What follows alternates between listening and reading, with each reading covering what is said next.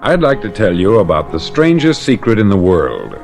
Not long ago, Albert Schweitzer, the great doctor and Nobel Prize winner, was being interviewed in London, and a reporter asked him, "Doctor, what's wrong with men today?" The great doctor was silent a moment, and then he said, "Men simply don't think." And it's about this that I want to talk with you. We live today in a golden age. This is an era that man has looked forward, dreamed of, and worked toward for thousands of years. But since it's here, we pretty well take it for granted. We in America are particularly fortunate to live in the richest land that ever existed on the face of the earth, a land of abundant opportunity for everyone. But do you know what happens? Let's take 100 men who start even at the age of 25. Do you have any idea what will happen to those men by the time they're 65? These 100 men who all start even at the age of 25 believe they're going to be successful. If you asked any one of these men if he wanted to be a success, he'd tell you that he did. And you'd notice that he was eager toward life, that there was a certain sparkle to his eye, an erectness to his carriage, and life seemed like a pretty interesting adventure to him. But by the time they're 65, 1 will be rich, 4 will be financially independent, 5 will still be working, 54 will be broke. Now think a moment. Out of the 100, only 5 make the grade. Why do so many fail? What has happened to the sparkle that was there when they were 25? What's become of the dreams, the hopes, the plans? And why is there such a large disparity between what these men intended to do and what they actually accomplished?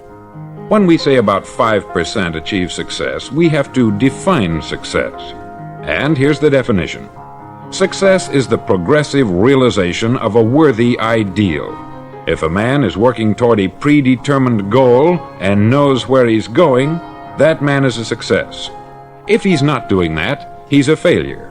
Success is the progressive realization of a worthy ideal. Rollo May, the distinguished psychiatrist, wrote a wonderful book called Man's Search for Himself. And in this book he says, "The opposite of courage in our society is not cowardice, it is conformity." And there you have the trouble today. It's conformity. People acting like everyone else, without knowing why, without knowing where they're going. Now think of it. In America right now, there are over 14 million people 65 years of age and over, and about 13 million of these 14 million are broke. They're dependent on someone else for life's necessities. Now we learn to read by the time we're 7. We learn to make a living by the time we're 25. Usually, by that time, we're not only making a living, we're supporting a family. And yet, by the time we're 65, we haven't learned how to become financially independent in the richest land that has ever been known. Why? We conform. And the trouble is that we're acting like the wrong percentage group, the 95% who don't succeed. Now, why do these people conform? Well, they don't know, really. These people believe that their lives are shaped by circumstances, by things that happen to them, by exterior forces. They're outer-directed people. A survey was made one time that covered a lot of men, working men, and these men were asked this question: why do you work? Why do you get up in the morning?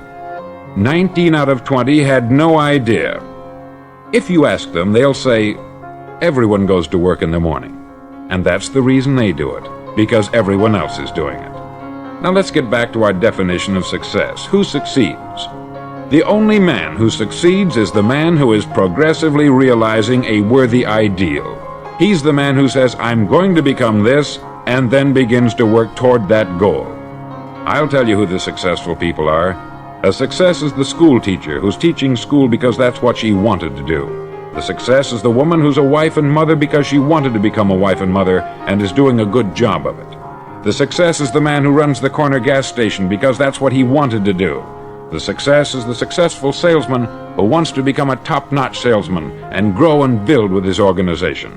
A success is anyone who is doing deliberately a predetermined job because that's what he decided to do deliberately. But only 1 out of 20 does that. That's why today there isn't really any competition unless we make it for ourselves. Instead of competing, all we have to do is create. Now, for 20 years, I looked for the key which would determine what would happen to a human being. Was there a key I wanted to know which would make the future a promise that we could foretell to a large extent?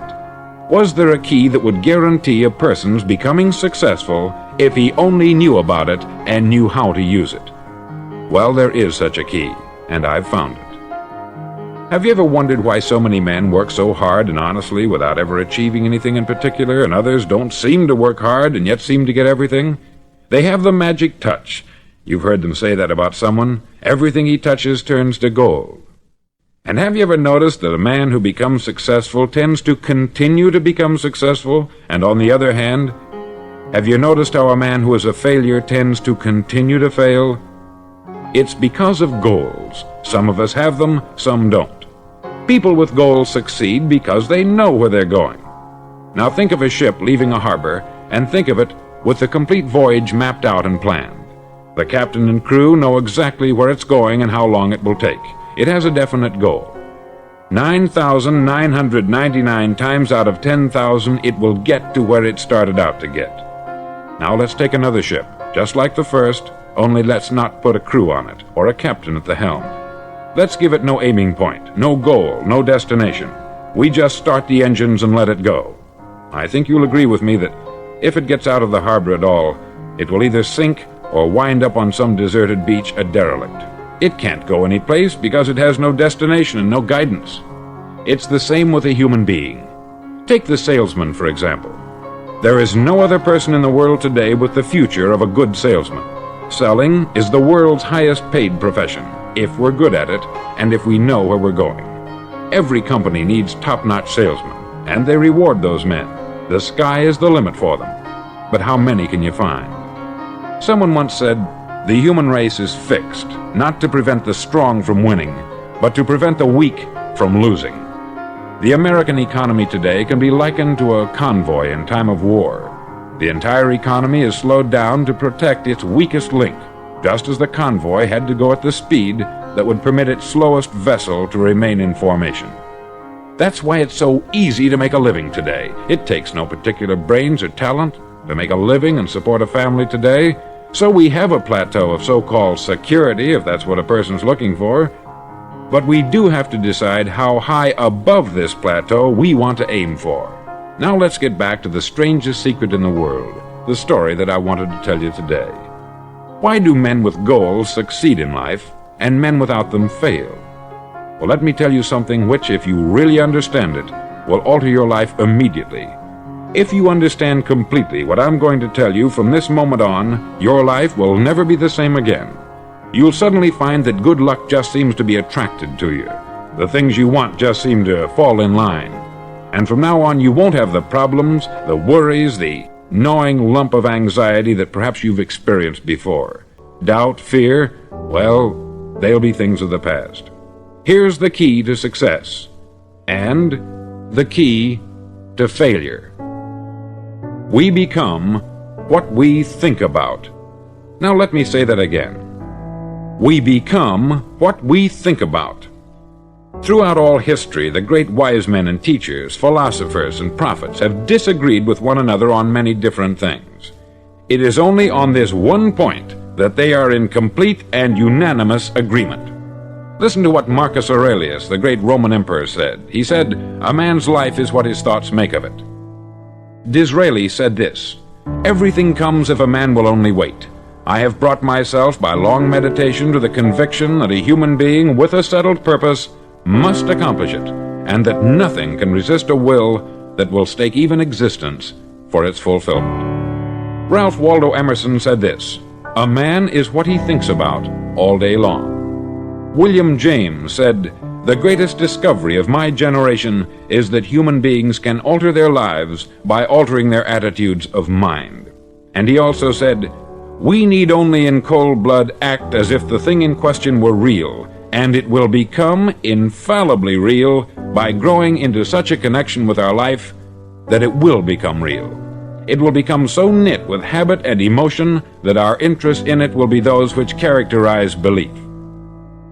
He also said this, "If you only care enough for a result, you will almost certainly attain it. If you wish to be rich, you will be rich. If you wish to be learned, you will be learned. If you wish to be good, you will be good. Only you must then really wish these things, and wish them exclusively. and not wish at the same time 100 other incompatible things just as strongly.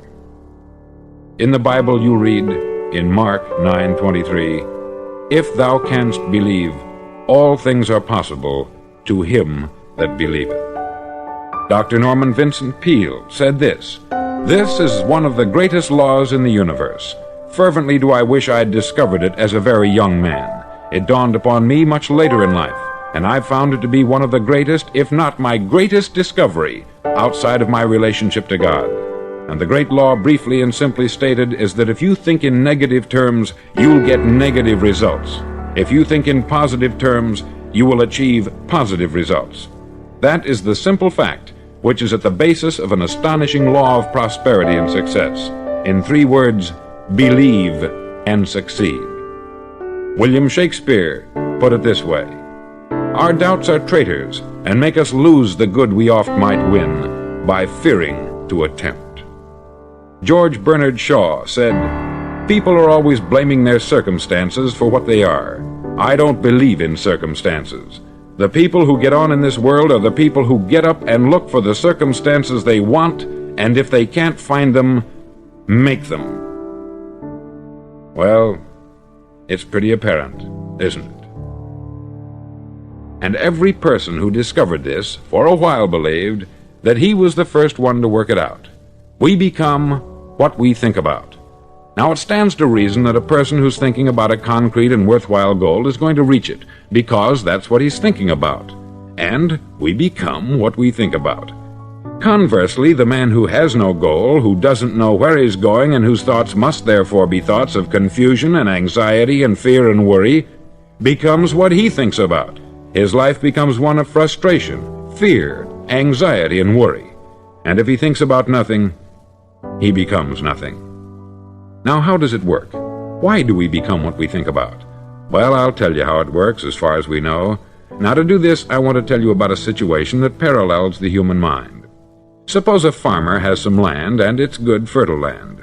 Now, the land gives the farmer a choice. He may plant in that land whatever he chooses. The land doesn't care. It's up to the farmer to make the decision. Now, remember, we're comparing the human mind with the land, because the mind, like the land, doesn't care what you plant in it. It will return what you plant, but it doesn't care what you plant. Now let's say that the farmer has 2 seeds in his hand. One is a seed of corn, the other is nightshade, a deadly poison. He digs 2 little holes in the earth and he plants both seeds, one corn, the other nightshade. He covers up the holes, waters, and takes care of the land, and what will happen? Invariably, the land will return what is planted. As it's written in the Bible, "As ye sow, so shall ye reap." Remember, the land doesn't care. It will return poison in just as wonderful abundance as it will corn. So up come the 2 plants, one corn, one poison. Now, the human mind is far more fertile, far more incredible and mysterious than the land, but it works the same way. It doesn't care what we plant. Success, failure. A concrete, worthwhile goal, or confusion, misunderstanding, fear, anxiety, and so on. But what we plant, it will return to us. You see, the human mind is the last great unexplored continent on the earth. It contains riches beyond our wildest dreams. It will return anything we want to plant. Now you might say, well, if that's true, why don't people use their minds more? Well, I think they've figured out an answer to that too. Our mind comes as standard equipment at birth. It's free, and things that are given to us for nothing we place little value on. Things that we pay money for, we value. The paradox is that exactly the reverse is true. Everything that's really worthwhile in life came to us free. Our mind, our soul, our body, our hopes, our dreams, our ambitions, our intelligence, our love of family and children and friends. All these priceless possessions are free, but the things that cost us money are actually very cheap and can be replaced at any time. A good man can be completely wiped out and make another fortune. He can do that several times. Even if our home burns down, we can rebuild it, but the things we got for nothing, we can never replace. The human mind isn't used merely because we take it for granted. Familiarity breeds contempt. It can do any kind of job we assign to it, but generally speaking, we use it for little jobs instead of big important ones. Universities have proved that most of us are operating on about 10% of our abilities. Decide now, what is it you want? Plant your goal in your mind. It's the most important decision you'll ever make in your entire life.